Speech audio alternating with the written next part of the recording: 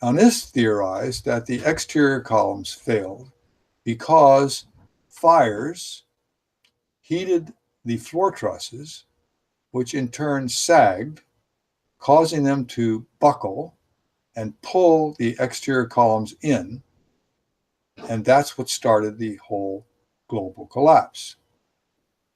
They said that this happened on the south face of the North Tower and the east face of the South Tower.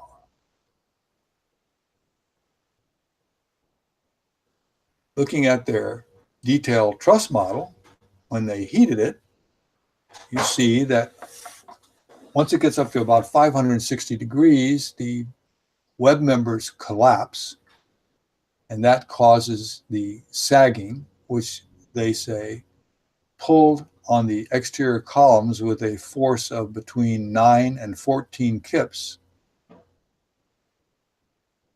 However, when we look at this graph, we see a few problems with it. First of all, as you heat it up from 0 degrees, when it gets to about 450 degrees Celsius, it's pushing outward on the exterior perimeter columns with a force of about 80 kips.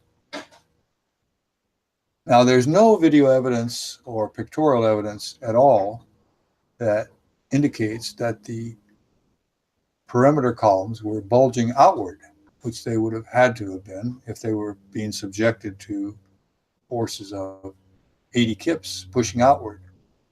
Instead, when it gets to about 560 degrees, the web members collapse and the floor truss begins to sag, and then they say it pulls inward on the columns with a force of 9 to 14 kips. However, their global model couldn't produce an inward force from the sagging floor trusses, which was strong enough to pull the columns inward. 9 to 14 kips didn't cut it. So they applied an artificial 5,000-pound lateral load to all of those connections in the impact zone in order to make the columns buckle. Well, there's no basis for that assumption. You can't just assume loads of that magnitude and put them into your calculations to make your model work. They did that on every single connection in the impact zone. That amounts to a total load of about 750,000 pounds that they applied to that face of the building, which wasn't really there.